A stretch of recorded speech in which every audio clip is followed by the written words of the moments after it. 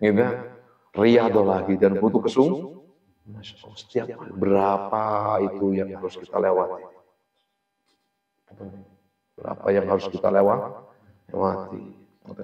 Karena itu penyakit yang sering muncul di zaman modern yang kita sering sebut insecure itu. Seseorang minder melihat keberhasilan orang lain karena terlalu banyaknya syahwat, banyaknya nafsu terhadap dunia ini yang ada pada dalam jiwa. Saat itu tidak terpenuhi, lalu matanya tak diusahakan untuk tunduk, ya tetap aja melihatnya kalau keberhasilan teman-temannya, ya maka akan muncul penyakit apa itu? Insecure itu. Untung tidak bunuh diri, temenan itu akan jatuh mati jiwa manusia itu. Nanti kan tidak perlu sampai datang ke jalan raya untuk melihat syahwat itu sekarang. Itu sekarang terbuka secara lebar di gadgetnya masing-masing. Betul di genggaman tangan. Maka kita hati-hati, driji, kita terus melihat kesenangan yang tertarik, buka titik tertarik. Betapa syahwatnya bergejolak di saat yang sama kita riyadhahnya melemah, tidak cukup sungguh-sungguh dalam menolak syahwat tadi itu. Ya. Oke, makanya kata Al-Ghazali, oke lah, ya paling tidak ya mentaklil ya, berusaha untuk minimalisir. Oke.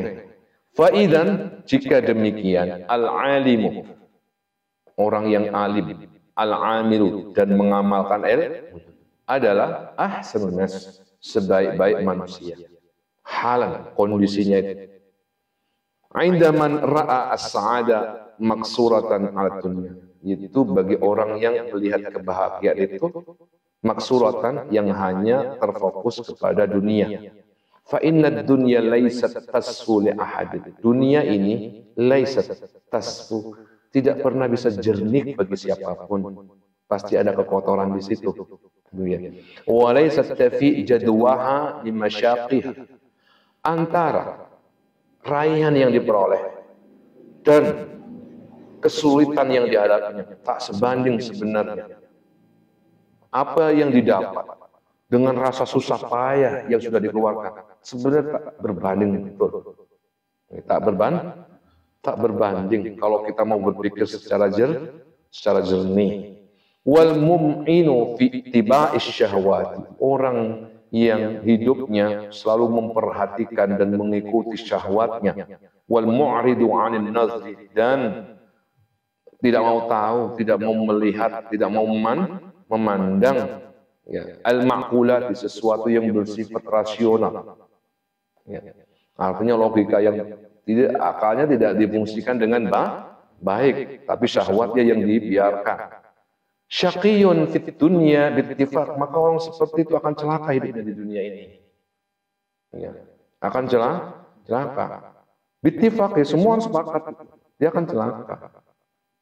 Wa syaqiyun fil akhirati indal firaqi as-salasi, bagi menurut tiga kelompok pertama, ya, tiga kelompok yang pertama itu, mereka ini akan celaka di akhirat. Syaqiyun fil akhirati indal firaqi as-salas. Ya. Tiga kelompok yang sudah kita bahas itu. Illa inda syirmimatin minal hamqa, kecuali bagi segolongan kecil dari orang-orang pandil itu yang menganggap bahwa wah itu keberhasilan dulu, bukan celaka tapi berhasil.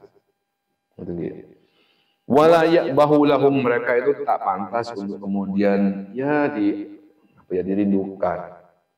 Keberhasilan yang tak pantas untuk dirindukan. Wala yu'ba'u bihim, ya, keberhasilan yang tak pantas untuk dituju, tak layak untuk dituju. Wala yu'adduna fi zumratil au aqla'i ra'san, mereka benar-benar tak bisa dimasukkan sebagai golongan orang-orang yang memiliki akal waras.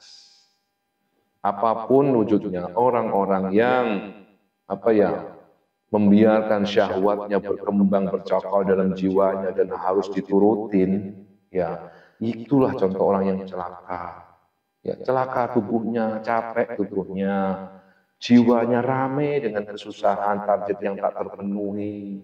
Ya, kalau berhasil dia bahagia, tapi ya sementara. Kalau nggak berhasil susah seharian benar penuh. Ya, belum hari besoknya lagi. Itu orang yang nggak nyaman hidup seperti itu. Ya, sehingga kemudian mereka mengira keberhasilan itu, kebahagiaan itu diraih di tempat tertentu. Akhirnya malam-malam begini dia datang ke tempat tertentu, katanya bahagia di situ. Ternyata juga tidak. Pulang ya capek lagi, gitu. Capek lagi. Ah itulah, syaqiyun fid dunya. Nggak enak hidup di dunianya itu.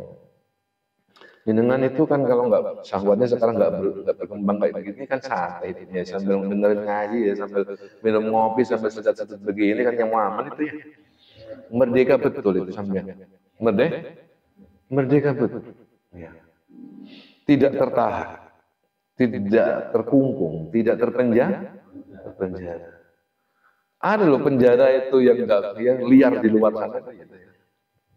Dia diperbudak oleh syahwatnya masing-masing. Maka harus berpikir ya, harus berpikir bahwa jiwa manusia itu ada batasnya, kesehatannya pun juga ada batasnya. Faqad bana annal isti'dad, maka sudah menjadi jelaslah bahwa persiapan lil akhirati, untuk menuju kebahagiaan akhirat itu bil ilmi wal amali, dengan ilmu dan amal. Daruri, udah pasti, tidak bisa tidak. Fil aqli, secara akal sehat. Artinya untuk mendapatkan dunia saja itu butuh apa? Ilmu dan amal.